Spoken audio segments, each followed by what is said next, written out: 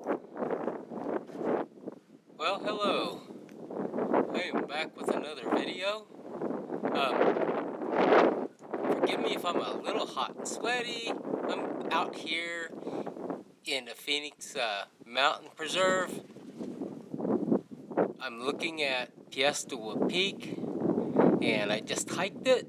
So, yeah, I'm going to be a little hot and sweaty on this video. So, hey, don't mind the way I look. This is how you dress when you want to get out here and go hike. So, um, but I did want to take the opportunity to talk about my experiences having traveled to Cebu for 8 days. I run all around the island. I did everything that I wanted to do. Um, that part was absolutely great. And I want to talk to you about my experiences overall. Um, the good parts, the not so good parts, and maybe a little bit about what what the people of Cebu could probably, or the Philippines could probably do pretty easily um, to help them develop their economy more. So, just some suggestions and some ideas that I'm just going to throw out there and see what people think. Um, so, let's start with the good. The good is that I absolutely loved it. I've been bragging on the experience ever since I got back. I've posted a ton of videos and pictures. If you are on my Facebook, if you're on my Instagram, if you're on my YouTube, you are well aware that I went to Cebu because it's been pretty much plastered everywhere. So the experience was great. I literally got to do everything I wanted to do. Um, and it may be because it's a larger city that's possible. Obviously, if you live out in the provinces, it's not going to be quite so, um, quite so organized, or however you want to look at it as far as, but people are, the thing that struck me the most, I'm going to tell you, the two things that struck me the most. The first one is everybody's trying. There's sorry stores, there's roadside food, there's restaurants everywhere you go. Everybody's trying to do something to make a living, and they're putting effort into it. I did not run into, you know, a half-hour line at the supermarket. I actually joined Lander Superstore. It was like a 5-minute walk from where I was staying at the Castle Peak Hotel, and it was only 10 minutes walk from there over to the Ayala Mall. And I have to tell you, I got out and walked at least a half a dozen times back and forth. I never had a problem, never felt threatened, never felt in danger, never felt like someone was going to try to pickpocket me or anything like that. But of course, when you're around better areas and around the malls and stuff, the people there, they want you to keep coming, and they want somebody to occasionally stop and buy something because, like I said, everybody's trying. So you're probably not going to run into a whole lot of bad experiences if you stick to the better areas of Cebu and other cities. There's probably neighborhoods where you might get pickpocketed or, something like that. But I have to tell you, the people were great. They were friendly. I talked to as many people as I wanted to. Um, they were talking to me and telling me about their lives and how they were living, and it was just amazing that you could so easily just talk to someone, and I have to say, it didn't matter if it was men or women, it was all the same.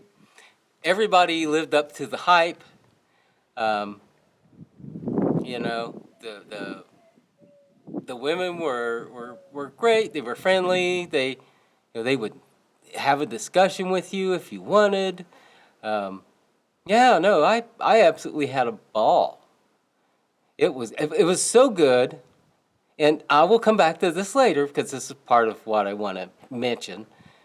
It was so good that I'm beginning to take a look this and probably over the summer of seeing what I can do to eventually get a remote position because I'd kind of like to come back.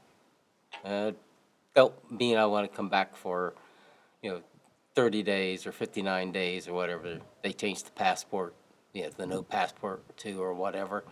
Yeah, I think I'd like to hang around for a while. Uh, I would like to hang around for a while, long enough to get my feet wet and figure out if that's really what I want to do. Although my experience was not a problem at all. In fact, I had a rental car for the whole time I was there, and I did not drive it the day that I went and swam with the whale sharks and saw the waterfalls, you know, Kawasan Falls, Tumalog Falls, and swam on the other side of the island at Mobile with the sea turtles and the coral. That was all great. Um, but I didn't drive that day because it took all day. The driver came and got me at like 3:10 in the morning and didn't get me back till almost 7 o'clock at night that night. So, but yeah, I didn't particularly have a hard time driving in it. I'm a patient driver. I don't drive crazy fast anyway.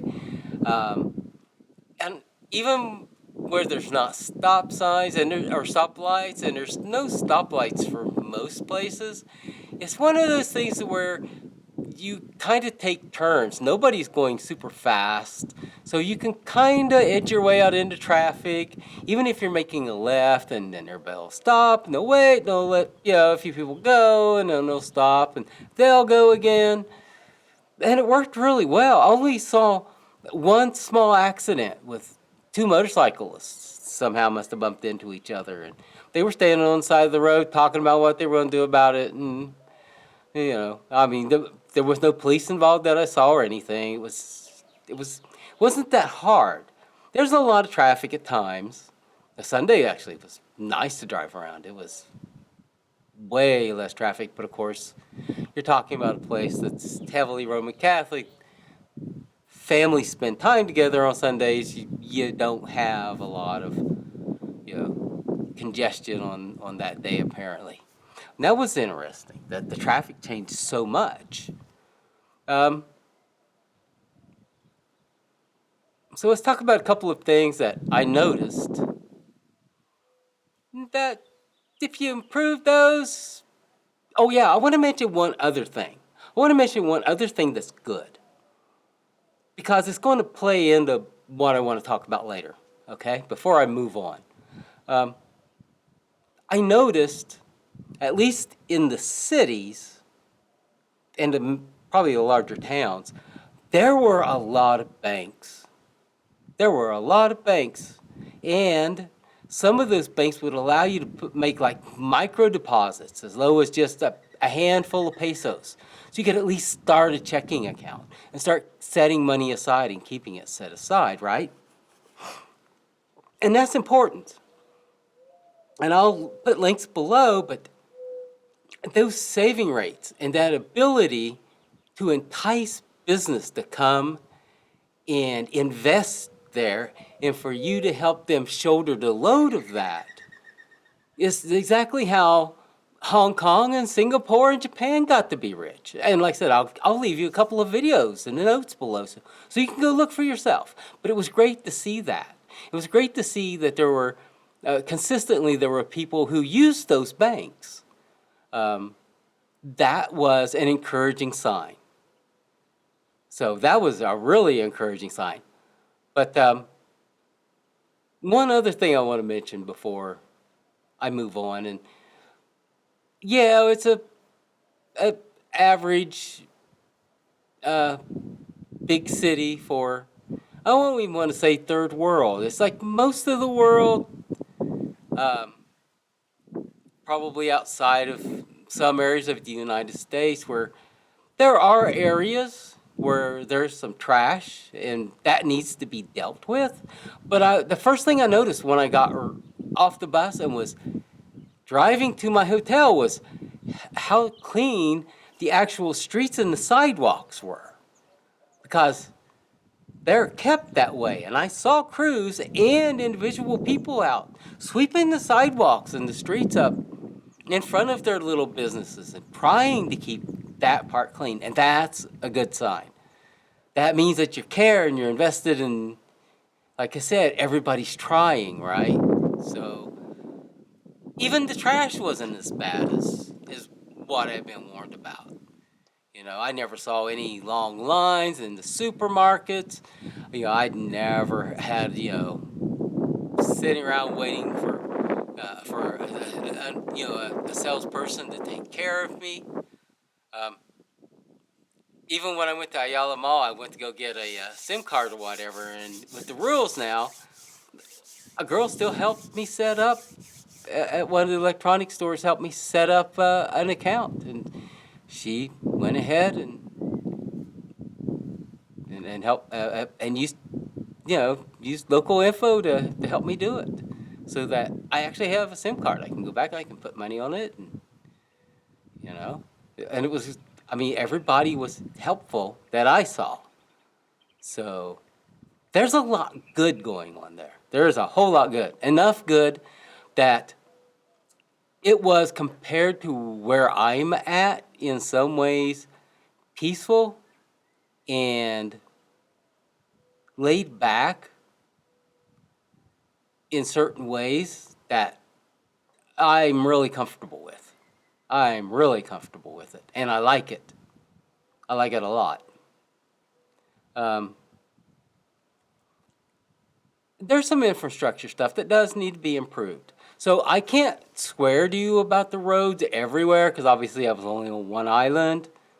Only covered the south, what, 2/3, 3/4 of it, something like that.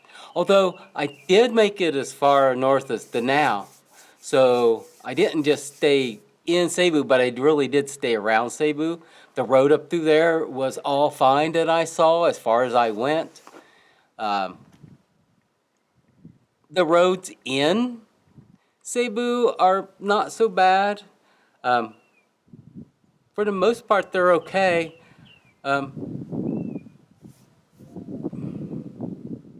Some of the streets are narrow, but you have that anywhere. If you go to Italy, you'll find narrow streets, just because the city was laid out before the traffic was thought of like that, right?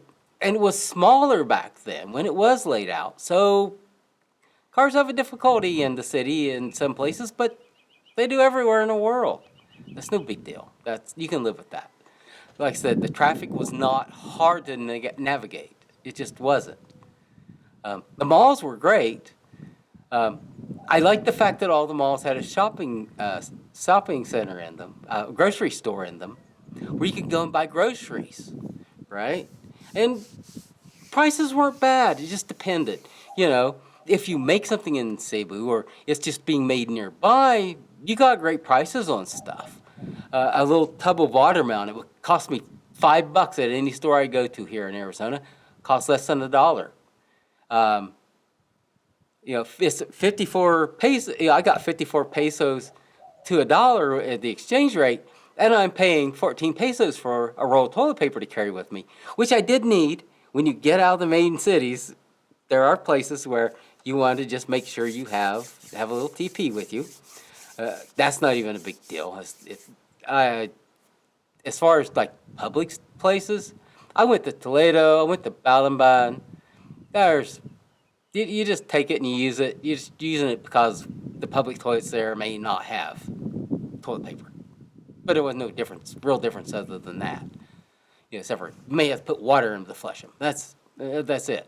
But then, how many people are using that in the day, and it's town square, and, the toilets here in this park are brand new, and they're not much nicer. They just have toilet paper. Um,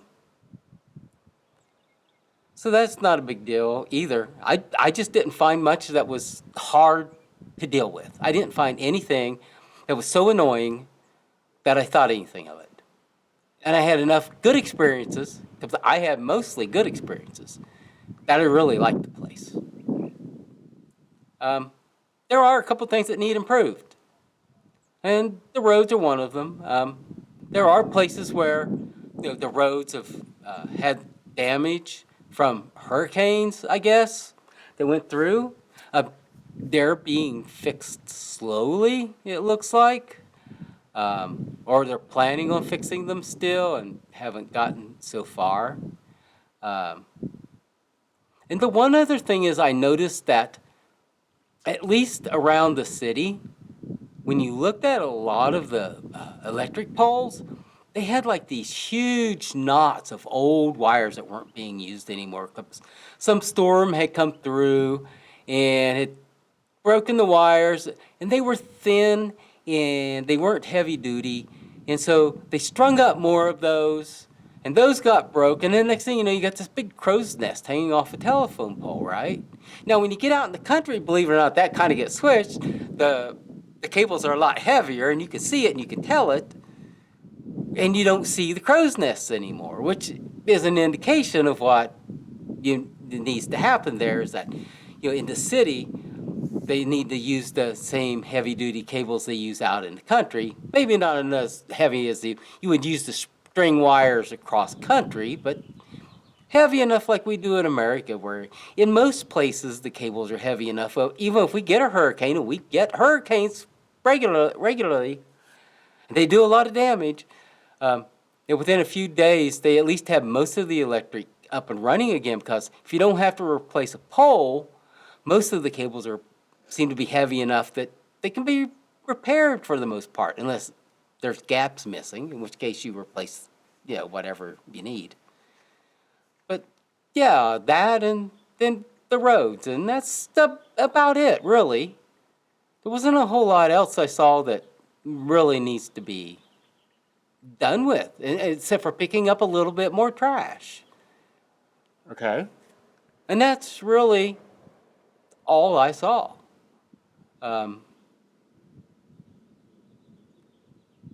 So I want to go on. I want to talk about a couple of other things, because it does strike me as someone who's looking at making changes in my life to see if I can find a way to start visiting more, then eventually making somewhere in the Philippines my home, probably. A couple of things that I can see that we've done that you can do from here. Because the trick of life is to figuring out what's really going on and how you can use that to improve your life, right? Now, you have to play the long game with that, because you have a good society and you don't want to just become scam artists or, used car salesmen, right? In America, we have plenty of used car salesmen. The world doesn't need any more. So you want to do it the right way, right? So the reason, and I just want to throw this out there, the reason that China and Japan and South Korea and Taiwan haven't done more to help develop the Philippines is because they've really topped out their economies because of their population. So, Japan's population is back down last summer. Last summer it was back down to where it was in 1994. So the peak of the Japanese population has already come and it's passed, and now it's starting to go back down a little. But you have to have enough people to run enough businesses to make them prosperous enough that they can expand into other areas. And when you're developing your own economy and your own finances, like I said, you want to draw in people. the companies from other places to help your people get experience and to help build up your own economy, right? But you have China, at the end of the century, not even going to have 1 trillion people in it. They're talking this summer now that India is going to become the most populous country in the world, not China. And that's just crazy, right? If you didn't hear anything about the Dhaka little conflict between China and India, China was trying to build a road and put some troops up there, right? And India confronted them about it, right? Physically on site. But the Chinese aren't doing that to invade India. They're doing that so that they can have an outpost up there where they can fire off a few rounds of artillery and radio back that the Indians are coming. Because China's about peak China right now. I mean, if China doesn't pull the trigger on invading Taiwan in the next 10 years, they're not going to get to do it. It's not going to be possible. So, but it's all because of these aging societies, these aging populations. So, the Philippines has got to think about this and just think about it rationally. And so what do? Right? Well, I got a couple of suggestions for you.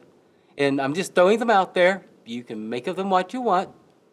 But if you're going to have an aging population, that also is going to come with certain needs, right? And in fact, when I went to Taiwan and got on the plane to fly to Cebu, I was seated next to a young Filipina. Excuse me. Sorry. As soon as I got back here, within the first week, I got a head cold, and I'm just now getting over it, so excuse me.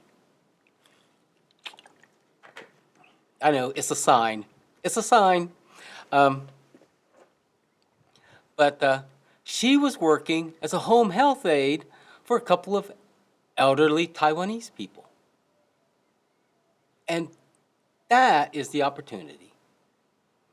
I mean, if I had any say, and with King of the World or whatever, I would make a program to where anybody who in the Philippines who wants to get into the medical profession, doctor, nurse, don't care. If you'll get a degree, it's free. You get your passport. You need to change the law so that the Philippine people can come and go, especially if they're working overseas, much easier, than the current laws. And let these people go take these jobs and help this elderly population, because they're going to need doctors and nurses and pharmacists and home health aides. They're going to need all that. So why not step up and fill the need? I mean, ever since I was a kid here in America, we've complained that there aren't enough nurses. There's never been a time in my adult life when there hasn't been something of a nursing shortage right here in America. In fact, a friend of mine's mom moved here back in I think the 80s, whatever it was. She came over. They liked her. She was hired as a medical technician in Columbus, Ohio, where I've lived before. It's crazy. I know, it's crazy. But because I'm from Southern Ohio, I spent years living in Columbus. But she went there. They liked her. They hired 25 more nurses. And then what you do is you tell these people, go get the jobs, go. But you put a 5-10% tax on their income to repay and allow the system to build up. then you can pay to send out even more nurses and doctors. And you can take some of that money, you can set it aside to improve the little bit of electrical, the roads. Once services are rock solid, and I was in Cebu for 8 days, I didn't see any brownouts, I didn't see any internet connections, nothing. I listened to radio stations, I drove around, I traveled to several malls. I've been to, all over the whole southern half of the island, stopped in several places. I never saw anything. So the infrastructure just needs a little improvement from here. And then you can start using the rest of the money to make, loans. We do this here in the States where, here in Arizona, if they want to, they want to attract the semiconductors to come here. In fact, Taiwan Semiconductors is building a new plant here in Arizona. Well, how were they able to do that? We gave them favorable rates, interest rates on the money they were investing. We gave them tax breaks so that they could do it without having to pay an excessive amount just to establish the factory here. And you're over there, you're not over here. This ought to be even easier, but you got to get the ball rolling. And so my suggestion is just something that'll help get the ball rolling better and better. Yeah, right? So, those are my thoughts. I wasn't there very long. I need to come back. I need to spend a few months. I need to meet some people that I know from my online media. I need to explore a few other islands. I'm probably going to head to somewhere else the next time and not Cebu. I do want to get out and look around, but you're there, and if you'll take advantage of your circumstances and be smart about it, then you got something, but you could really have something that'll help everybody and get ahead and help ease the burden of the poverty you have there, because there is a lot of poverty. The question is, how do you handle it, right? How do you work your way out of it? So those are my thoughts. I will see you soon. I will see you soon. So you take care, and thank you for listening. And I hope you got something out of it. I hope this one's useful to you. If it is, please share it, please like, and you have a great day.